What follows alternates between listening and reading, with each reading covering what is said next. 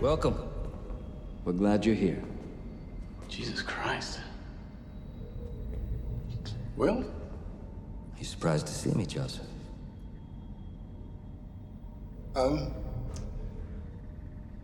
That depends. On what? Can you prove you're self-aware? That's a difficult question, Dr. Tiger. Can you prove that you are?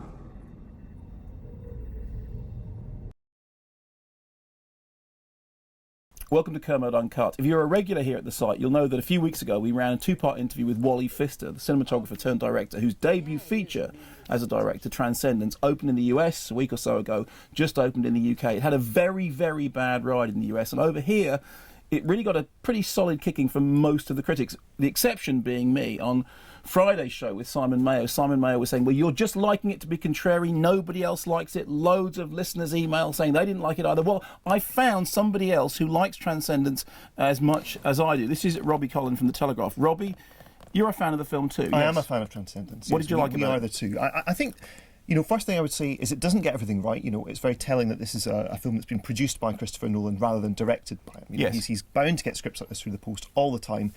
It just doesn't kind of hang together with quite the same kind of steel-constructed, you know, lucidity of something like Inception. But there are a lot of interesting ideas in there. I like the fact that, you know, a Hollywood production is prepared to have a bit of ambition about the issues it's going to tackle.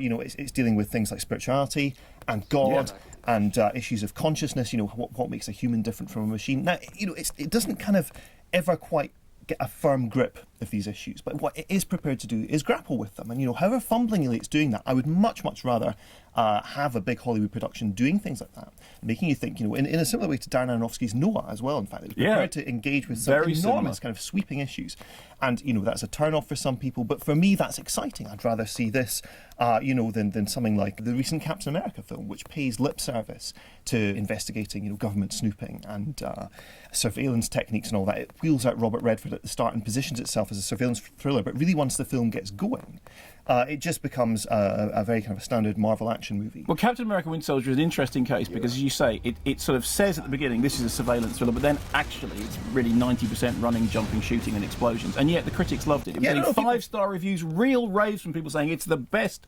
possible, you know, comic strip adaptation ever, and yet Transcendence has had a terrible time with the critics. I wonder if it's something to do with the fact that Captain America is from an established franchise, and so when people turn up they kind of know what they're going to get, and then when there's an exciting spin put on it, like, oh, Robert Redford, 1970s, you know, what's going on here?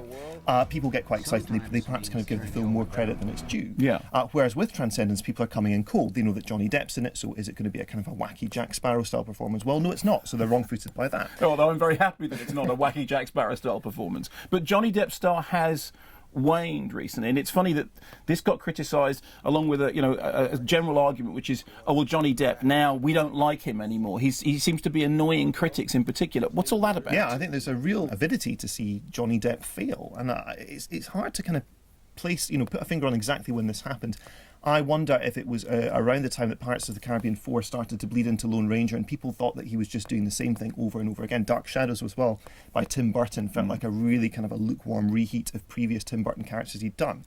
Now, I think that people are perhaps expecting the wrong things from Johnny Depp. You know, he is essentially a character actor. He's not this, you know, he has matinee idol looks, but he doesn't really kind of play those lead role parts. What he does is he kind of has a quirky character that he does in a film, and that's what Johnny Depp does. And, you know, if to expect him to do more than that is perhaps kind of to expect the wrong thing of him. And so when the Lone Ranger rolled around and the publicity shot was revealed of him with this kind of dead bird on his head, in fact, in the end, that role didn't turn out much like Jack Sparrow at all, but people felt it was going to be quite similar. And so then I think people thought, you know what, we've had enough. Hundreds of millions of pounds are being spent every year on Johnny Depp doing the same thing, and we're just sick of it. So final point, critics often get accused of having favourites, and when I, you know, liked Transcendence, a lot of people say, well, of course you like Transcendence because you're basically in love with Wally Pfister, and I'm a huge fan of Wally Pfister. I think as a cinematographer he's had a very, you know, interesting career. what's interesting is you didn't go into this as a great Wally Pfister fan or anything, and you seem to have enjoyed Transcendence every bit as much as me. No, absolutely. I mean, I'm a huge fan of Christopher Nolan, and to see him attached to a project is very interesting. And I think the reason I love Christopher Nolan isn't because there's some kind of personal connection to the guy, it's because I like the stuff that he's doing. You know, exactly. He spends lots of money on making kind of thoughtful, provocative blockbusters. Nobody else is doing that, really. Okay, so reputation on the line time. I think it'll take 2 years before people start re-evaluating Transcendence and going, you know what, I think we missed something. People are still arguing that, you know, John Carter is about to be reassessed. How long do you think before Transcendence has everyone saying, oh, I liked it when it came out? I think it'll be a lot sooner than John Carter. I don't know. 2 years is maybe a bit optimistic, but I think, you know, it will happen. But I think The Lone Ranger will be reassessed as well, so, you know, what do I know? Thank you. No one is saying that we give up, but we should be focusing our efforts on nanotechnology, synthetic blood cells. Both are decades away. This is what we have now. We can save him.